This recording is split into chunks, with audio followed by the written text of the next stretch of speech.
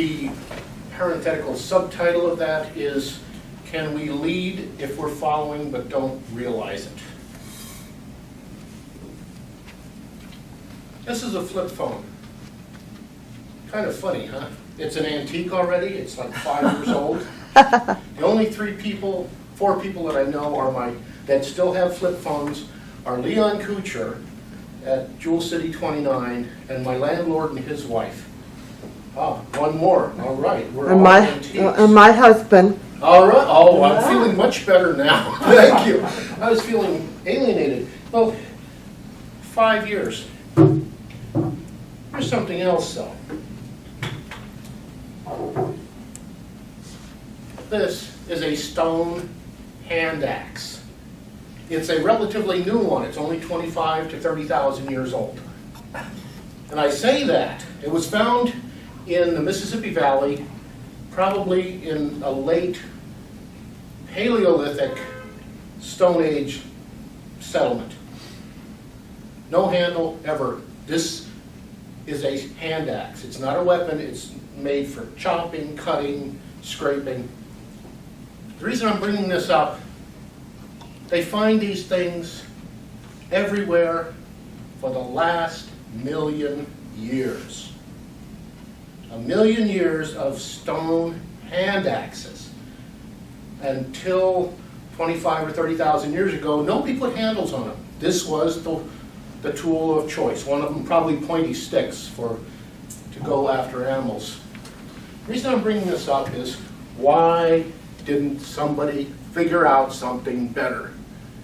And that's the topic tonight. It's because of the mirror neurons in our brain. There's 2 sections on both hemispheres, about here and here. Little clusters, they just found them maybe 20 years ago or so. And it was an accident. They were doing experiments with macaque monkeys. Macaques are easier to work with. They don't mind having electrodes put in their brains. Rhesus are rude. They don't like it. So the experimenters are not sure because these odd things were happening, but they don't know who noticed it first. But there would be one monkey doing different experiments, maybe eating peanuts and pushing buttons. And this other monkey, they were getting signals from its brain from the same section of the monkey that was actually doing the stuff. This is very odd because the one monkey is just sitting there, but it was watching it. This other monkey pushing buttons, eating peanuts, or whatever it was, because there was, again, they're not quite sure of the history of this exactly, but they started noticing this. They said, something is going on, because functional MRIs for humans and electrodes in the brain for monkeys should say that if I'm not moving, my premotor cortex, that's about here, should not be firing. It shouldn't happen. The signals that we know are involved with the mouth and moving the hands, precision grip, that's the little grab a peanut or grab an apple, that shouldn't be firing. It shouldn't happen, but it was. So then they started looking, and they found, sure enough, there's groups of neurons in the brain that reflect what the monkey is seeing. And because the macaque brain is like the human brain in certain ways, they said, well, maybe we have it in here also. So they started looking at the fMRIs, because they don't just plant electrodes in our brains. And they found, sure enough, they would put somebody in the big tubes, going bong, bong, bong, you know, the fMRI tube, or the MRI tube, and they give them glasses, because they can't put a screen, but the little glasses would show them certain things, like somebody eating. And they're watching the brain go. The person is not eating, but they're watching inside the person.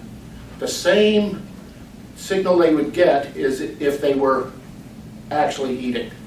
So there's something in there that's mirroring it. Okay, that's interesting. When you think of children, how are they learning? Little baby.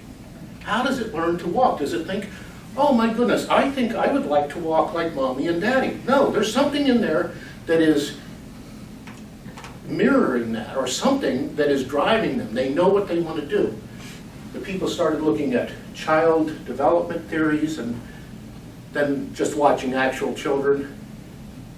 And then referring back to monkey experiments, they found out it's not just mirroring like a monkey see, monkey do, but it's mirroring intention. Oh, this is going to go way over. Yeah. So they don't get to the individuality.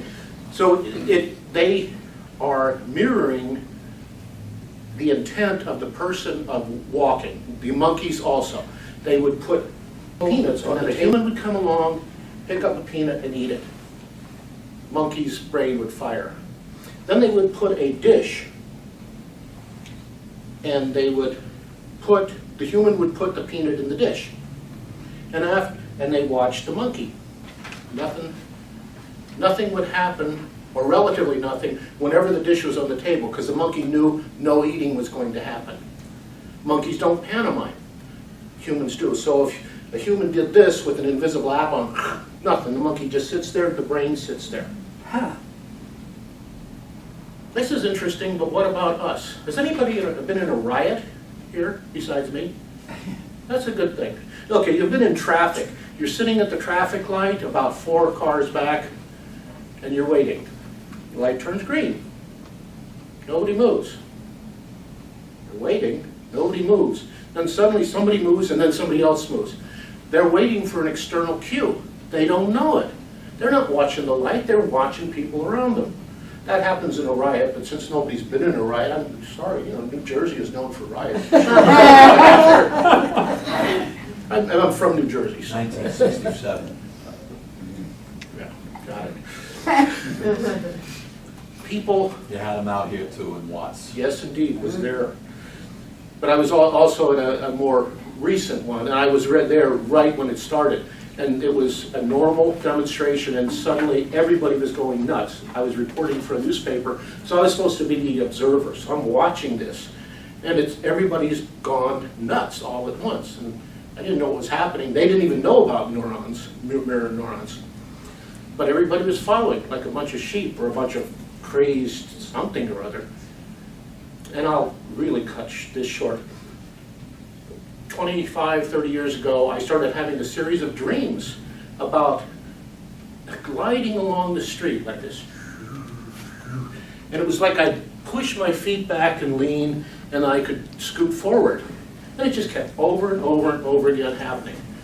So I said, okay, what is this? And I passed Moonlight Roller Rink, and I said, maybe I ought to learn roller skating. So I went in there, found out they have lessons. First 3 weeks I went in and just sat and watched. Then I started skating, and the guy said, wow, you're really picking this up fast, because I was watching.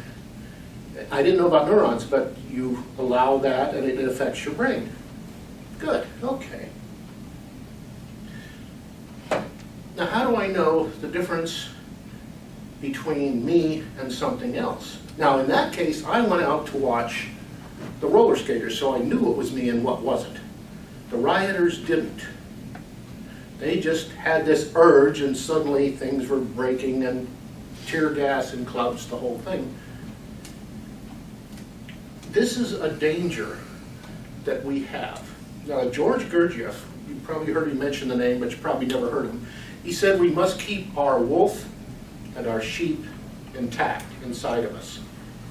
If we're all sheep, it's 100% sheep. We're very social, but we're totally immersed in it. We have no free individuality, no ability to choose, really. And if we're only wolves, then we're all individual and screw everybody else. So we're not, we're unbalanced one way or the other. So can we be both? And there is a possibility of doing this, but it requires going back to who am I over and over and over again.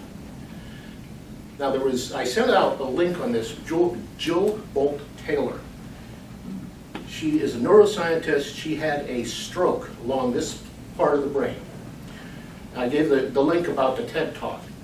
She had this stroke, and a number of things happened, very interesting, but she describes, first it was like, wow, what's going on? Oh, I'm having a stroke. How cool is that? Yeah. This is a neuroscientist, right? This is not really rational.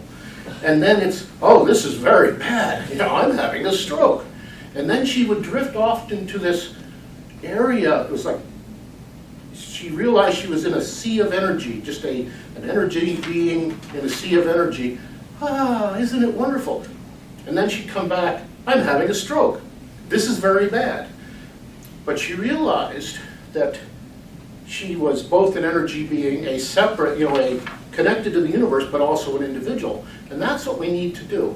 And the interesting thing, which I'll leave you with, is she reported all of this. She remembered all of it.